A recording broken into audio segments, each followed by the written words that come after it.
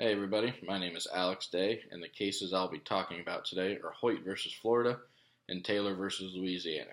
So just a little bit of a background. A couple of my friends and my family know that I'm taking this women in law class this semester, and they'll ask me, well, how's it going? And I always say, we treated women like crap in this country for a long time, and we still do, really. And the Hoyt versus Taylor case is the one, or excuse me, the Hoyt versus Florida case is the one I always bring up. I always say, did you know that we didn't let women be on juries until the 70s? The only way they could be on is if they literally went down to the courthouse and signed up to be in the jury pool. Obviously that's messed up. Like, the 70s weren't that long ago. So I think we all kind of know the details of the Hoyt case. Gwendolyn Hoyt was charged with killing her husband after he was mentally and physically abusive towards her. The jury deliberated for 25 minutes and convicted her to 30 years of hard labor. Now, obviously, this was an all-male jury, and her appeal to the Supreme Court was that it wasn't a fair trial because there were no women on her jury. The Supreme Court, in a unanimous decision, said that this Florida statute is constitutional, that women aren't automatically added to the jury pool, and so she was convicted. So, obviously, jury duty sucks. I had it earlier this year, and everybody in there looked like they wanted to stab themselves. It's not fun. But it's the fact that some people are excluded from jury duty that's the issue here. Acting like some people are less than others, that they don't deserve to be on it. That's the thing. I think every woman out there wouldn't want to be excluded from a jury just because they're a woman. So it's also kind of similar to the women's suffrage in the early 1900s of the women voting.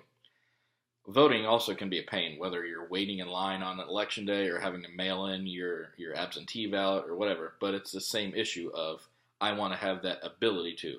I want to be just as equal as men to have that ability to vote.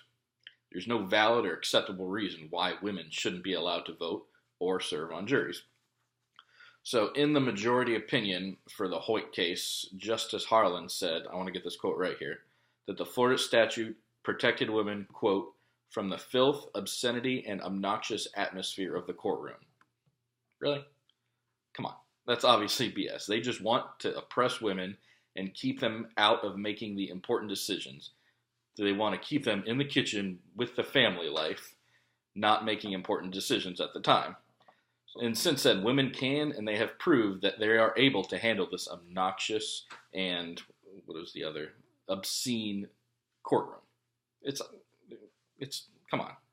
So, also, there were obviously no women on the Supreme Court at that time. Sandra Day O'Connor was the first, and she wasn't on there until the 80s. So, kind of ironic there that the all-male Supreme Court ruled that the all-male jury, there was nothing wrong with it. So, also, one thing I kind of noticed, too, was that there was a little bit of a parallel between this case and the movie Shutter Island.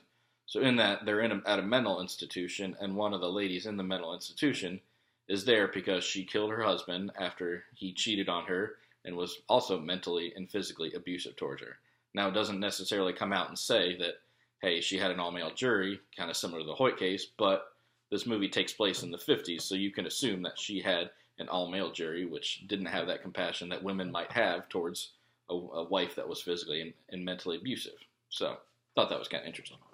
So, as we go on to the Taylor versus Louisiana case, Billy Taylor was charged with kidnapping, but before his trial started, he filed a motion that he was not getting a fair trial because he didn't have a true jury of his peers, because there were no women on his jury. Now, at that time, there were 53% of the potential jurors in his county were women, but they obviously weren't automatically. They had to physically go down to the courthouse and sign up.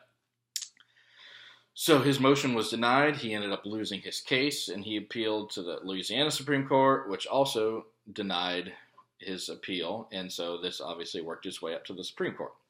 Now, the United States Supreme Court, in a near unanimous decision, except for Justice Rehnquist, said that this statute of saying that women aren't automatically on juries is unconstitutional, and that they overturned the Hoyt case 14 years earlier and said that this violated the 6th and the 14th Amendments, saying, hey, women have to automatically be on there. There's discrimination. They can't be excluded. So obviously 14 years later, they got it right. So pretty much in conclusion, I thought these two the Hoyt case still just baffles my mind because it wasn't that long ago. 60s, 70s, in the span of U.S. history was not that long ago. And to think that just in that recent time that women weren't allowed to be on juries automatically, it's crazy. It's discrimination, obviously, and I'm glad they finally got it right 14 years later in the Taylor case. But it's my home state of Florida, and it's embarrassing that it took that long to get it right, pretty much. So those are the two cases I want to discuss. Hope you all have fun on yours and have a great day.